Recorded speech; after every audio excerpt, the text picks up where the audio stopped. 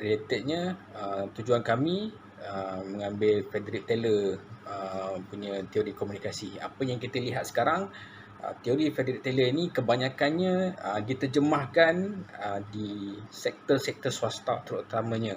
Yang kita lihat seperti sektor pemakanan, KFC, McD, Pizza Hut, Subway dan sebagainya.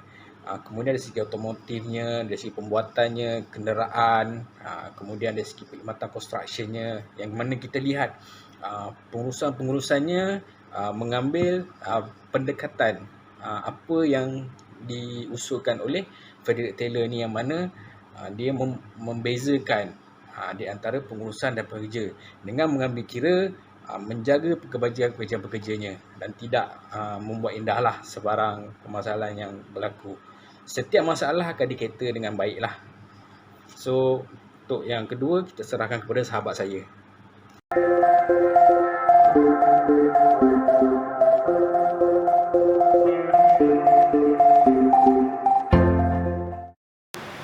Assalamualaikum warahmatullahi wabarakatuh. Okey, sekarang saya akan menerangkan mengenai 5 prinsip dalam teori pengurusan saintifik yang dikemukakan oleh Frederick Taylor, iaitu yang pertama, sains bukan rule of thumb, iaitu untuk meningkatkan kecekapan dalam sebuah organisasi, kaedah rule of thumb harus digantikan dengan kaedah yang dibangunkan melalui analisis saintifik kerja. Rule of thumb bermaksud keputusan yang diambil oleh pengurus mengikut pertimbangan peribadi mereka.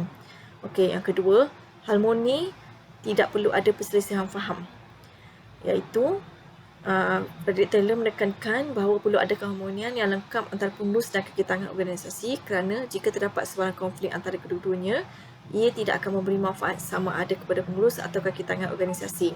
Yang ketiga, revolusi mental, iaitu ia melibatkan perubahan sikap pengurus dan kekitangan organisasi terhadap satu sama lain. Kedua-duanya harus menyedari kepentingan satu sama lain dan harus bekerja dengan penuh kerjasama.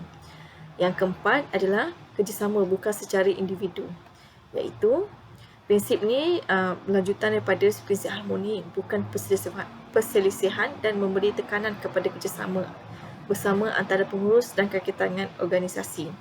Okey, yang terakhir, yang kelima, iaitu pembangunan setiap orang kepada kecekapan dan kemakmuran terbesar.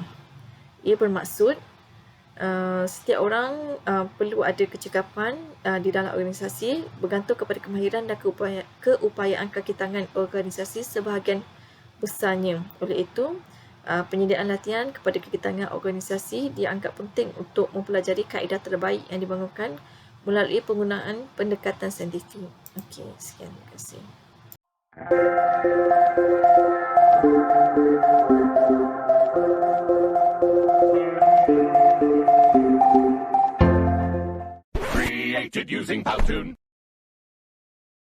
Organisasi awam ini merupakan golongan pelaksana yang menjalankan tugas mengikut hala tuju atau hasrat kerajaan semasa memerintah. Golongan ini merupakan tunjak kepada proses pelaksanaan idea ataupun hasrat daripada menteri-menteri yang perlu direalisasikan oleh kekitangan bawah kementerian masing-masing. Pejabat awam ini merupakan golongan tengah atau perantaraan bagi memastikan hubungan rakyat dan kerajaan memerintah diharmonikan dengan pelaksanaan pelbagai program aktiviti yang bersesuaian dapat dirancangkan seperti program ramah mesra dengan masyarakat. Hari terbuka peringkat kementerian yang baru-baru ini, Hari Aspirasi Keluarga Malaysia, yang dirasmikan oleh Yang Amat Berhormat Perdana Menteri Malaysia yang ke-9 Datuk Seri Ismail Sabri Yaakob, Bulan Keluarga Negara, yang dianjurkan oleh Kementerian Pembangunan Wanita, Keluarga dan Masyarakat. Dengan keadaan pandemik COVID-19 ini yang belum nampak penyudahnya, dos pertama sudah, dos kedua pun sudah, booster pun dah, tunggu dos keempat.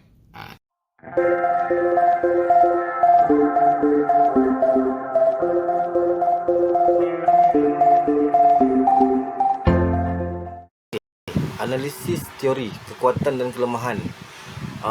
Kekuatan teori pengurusan saintifik dapat diperoleh oleh 3 kategori, iaitu pengurus, kaki tangan, organisasi dan masyarakat. Dari sudut pengurus, menurut Gilbert seperti dinyatakan dalam angka, faedah utama pengurusan saintifik ialah pemeliharaan dan penjimatan, menjadikan penggunaan yang mencukupi bagi setiap ans tenaga daripada sebarang jenis dibelanjakan.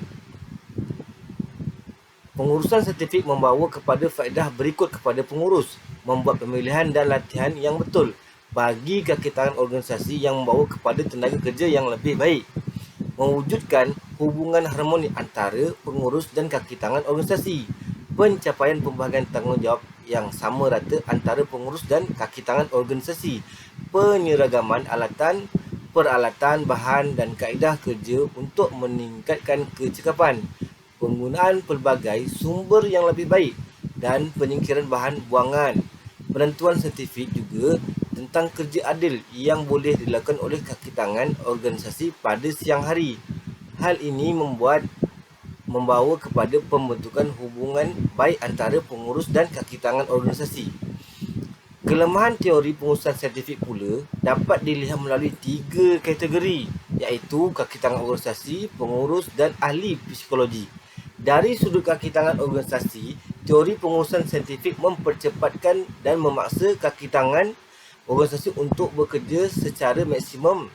Teori pengurusan saintifik tidak mempedulikan kesan buruk daripada mempercepatkan itu terhadap kesejahteraan fizikal dan mental kaki tangan organisasi.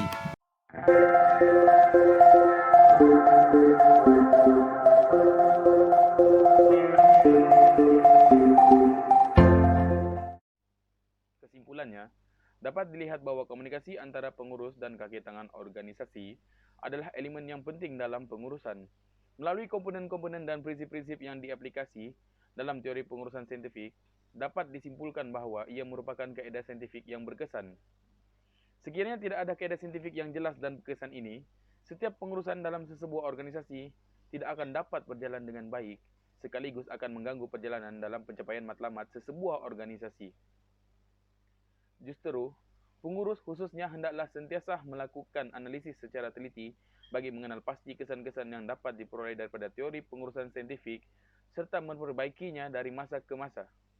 Hal ini bagi mewujudkan persekitaran kerja yang kondusif di mana dapat mendorong dalam peningkatan tahap produktiviti dalam sesebuah organisasi. Itu sahaja daripada kumpulan kami. Sekian, terima kasih.